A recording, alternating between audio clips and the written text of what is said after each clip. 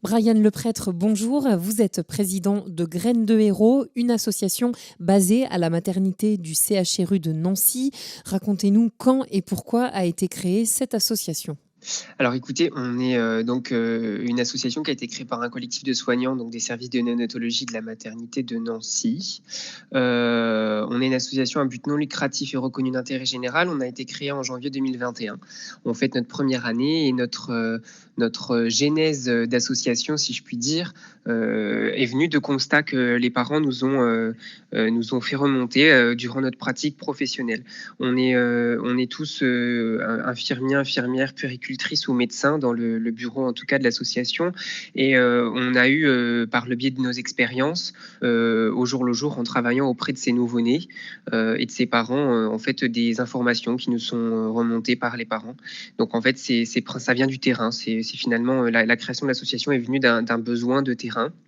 On a aussi dressé une liste finalement de projets qui avaient été émis par nos secteurs, et puis on en avait de nouveau aussi à mettre en œuvre, et on a voulu créer l'association pour pouvoir mettre en œuvre plus facilement les projets et puis permettre d'impulser les choses, de dynamiser les choses pour pouvoir permettre aux enfants et aux parents d'avoir davantage de confort. Quels sont précisément les besoins émis par les parents ? On a eu notamment, par le biais de beaucoup d'échanges avec les parents, un besoin qui émanait de leur part, qui était l'amélioration de leur confort, de leur accueil, notamment avec le matériel tel que des fauteuils plus confortables, des fauteuils qui permettent d'installer leur enfant contre eux. Dans les services de néonatologie, le confort, c'est égal stabilité. Ça égale à la stabilité. C'est quelque chose qui est connu dans nos secteurs. Les enfants sont souvent très très petits. On accueille les enfants à partir de 24 semaines d'aménorrhée. C'est des enfants qui ont 6 mois de grossesse.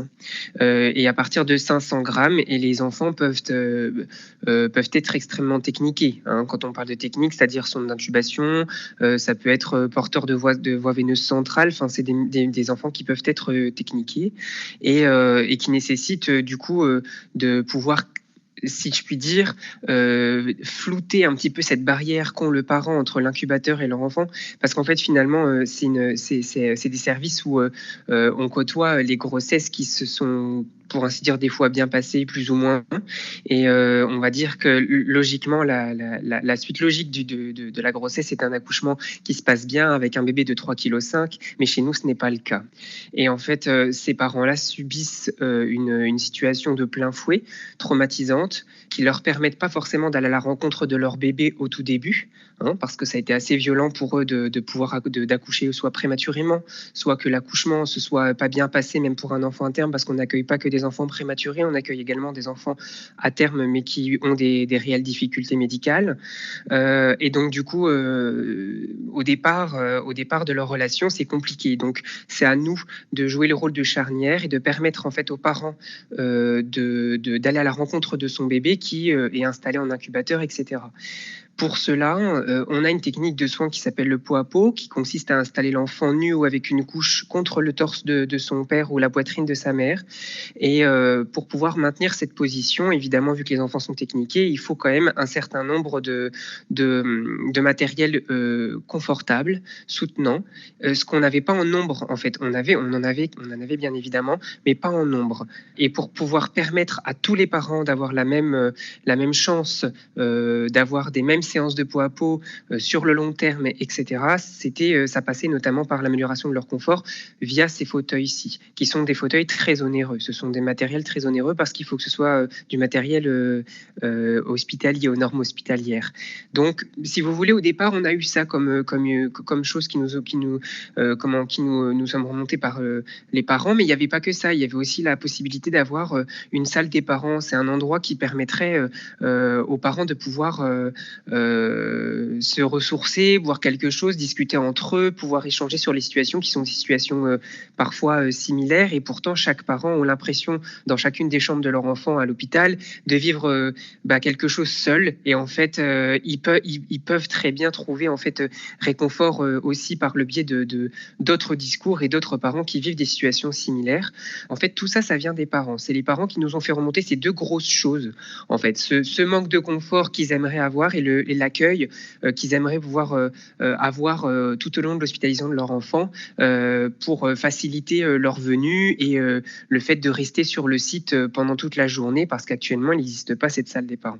Et comment avez-vous financé ces fauteuils ? On a eu la chance et la fierté de dire qu'en un an, on a réussi à boucler notre projet fauteuil électrique parce qu'en fait, on en a acheté 14 en 2021. Grâce à plusieurs moyens. On a eu déjà les clubs services qui nous ont aidés, les clubs services de la région, que ce soit Rotary Club, le Kiwanis Club.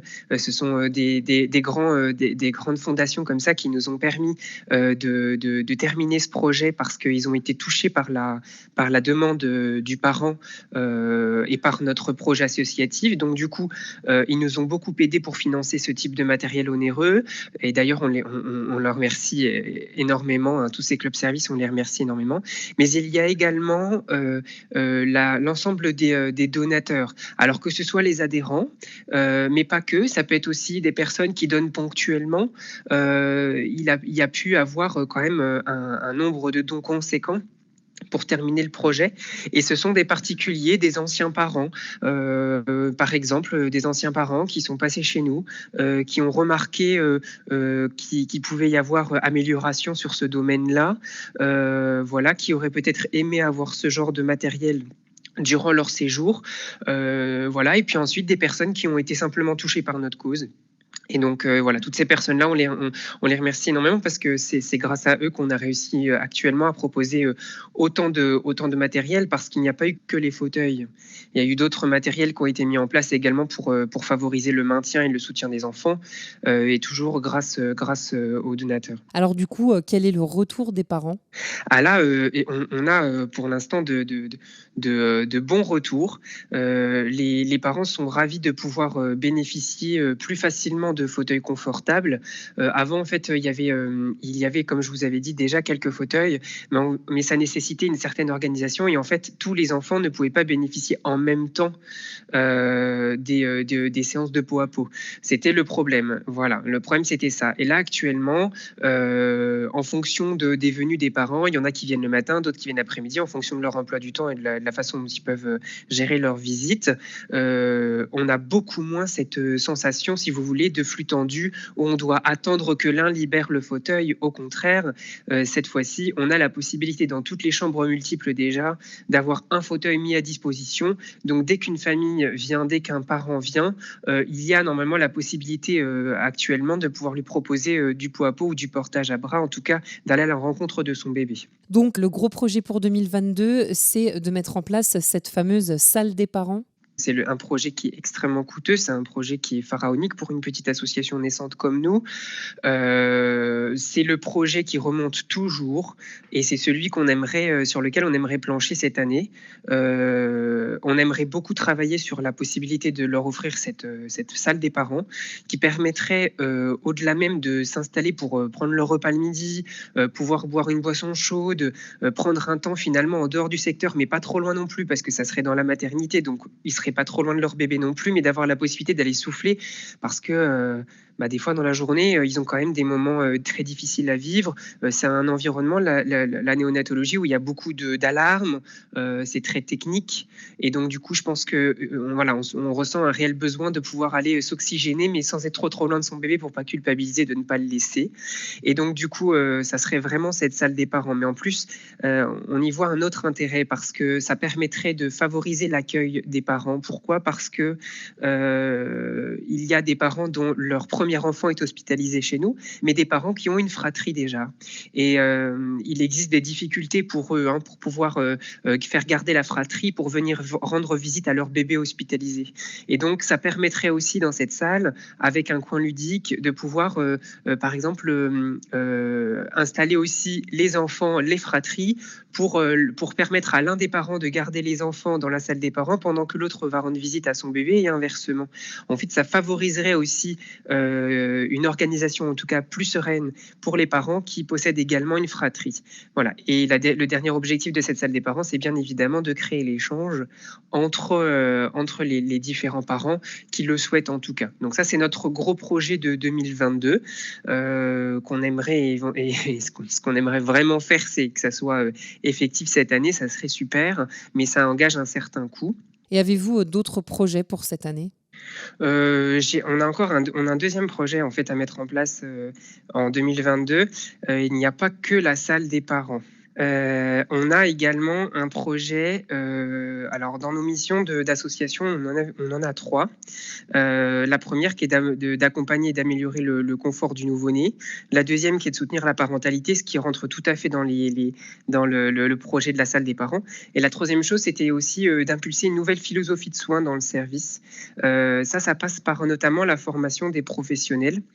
En fait, on s'aperçoit que le public qui est le nôtre, donc les grands prématurés où les enfants ont eu des réelles difficultés à la naissance, ce sont des enfants qui ont besoin d'un certain réconfort, même par la suite. Et en fait, notre association ne s'arrête pas qu'au moment de l'hospitalisation. Et en fait, on aimerait permettre aussi aux parents de repartir à la maison avec des clés sécuritaires qui permettraient aussi de pouvoir réconforter leur bébé, même après la sortie de la maternité. On souhaiterait cette année pouvoir investir dans une formation pour quelques collègues infirmières ou puéricultrices qui permettrait en fait d'appréhender les techniques de portage. Donc le portage que ce soit en écharpe ou à bras, mais là ça serait principalement à l'aide d'un support comme une écharpe, parce qu'en fait on s'est aperçu que c'est un des moyens qui est les plus adaptés pour réconforter des enfants qui ont vécu une hospitalisation dès leur naissance. Donc notre objectif, ça serait de permettre à 5 collègues au minimum de pouvoir être formés, donc avec une formation reconnue et qui permettrait en fait d'apprendre aux parents les techniques sécuritaires pour les utiliser à la maison, et ça permettrait d'augmenter notre offre de soins, voilà, auprès de ces bébés et auprès de ces parents. Donc c'est notre deuxième projet de l'année 2022. Voilà, c'est ces 2 gros projets-là qu'on aimerait mettre en avant cette année. Pour aider Graines de Héros, vous pouvez faire un don libre à l'association ou vous rendre sur la plateforme Hello Asso.